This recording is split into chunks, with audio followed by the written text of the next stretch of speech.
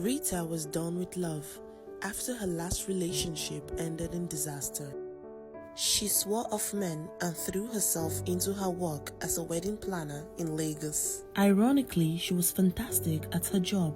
She could handle bridezillas, calmed panic mothers, and even stop drunken uncles from embarrassing the family, all with a charming smile. But deep down, she'd given up on her own fairy tale. One Tuesday morning, while sipping her coffee and going through vendors' emails, she noticed a bright red envelope on her desk. She picked it up, confused because she didn't remember anyone dropping it off. Her name was written on it in beautiful calligraphy, so she opened it, expecting it to be an invitation for a new client's wedding. But her eyes widened as she read, "You were invited to the wedding of Rita and Ronald." Ronald? Her ex-boyfriend Ronald? What kind of sick joke was this? The invitation even had a date, 3 weeks from now. Her colleague Gina saw her expression and came over.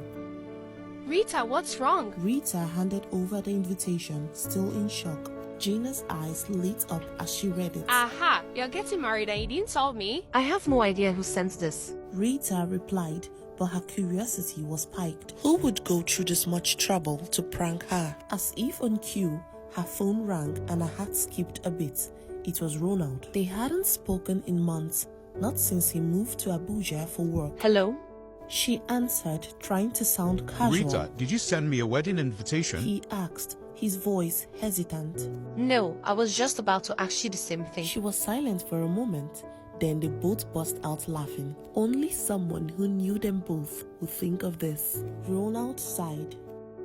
Well, I'm in Lagos for the week. You think we can meet up? Reluctantly, Rita agreed, and they set up a lunch date for the next day. When she saw him again, her heart did a little flip. He looked good, too good, but she brushed off the feeling. She was just there to solve a mystery, nothing more. Over plates of jollof and plantain, they went through a list of friends who could be behind the prank. No one seemed suspicious, and the conversation drifted from an invitation to reminiscing about old times. Soon, they were laughing like they used to, and Rita realized she was enjoying herself a bit too much. As they were finishing up, Ronald leaned back, looking at her with a smirk. You know, it wouldn't be the worst idea. Rita blinked, caught off guard. Getting married. He said, half jokingly but with a hint of seriousness. We did make a pretty good team. Rita laughed, rolling her eyes. "Don't even think about it, A Ronald." few days passed, and Rita couldn't shake the memory of their lunch. Just as she was trying to push Ronald out of her mind, she was preparing dinner when she heard a knock. A delivery man handed her an envelope. This one was even fancier, with a golden trim, and it read, "Join us for the invitation party of Rita and Her Ronald." heart pounded. She called Ronald immediately. "Ronald, another invitation just arrived. This On time the it's for an other engagement end, party." Ronald laughed, sounding just as surprised. Well, whoever this is, they are persistent. Rita could hear his grin through the phone.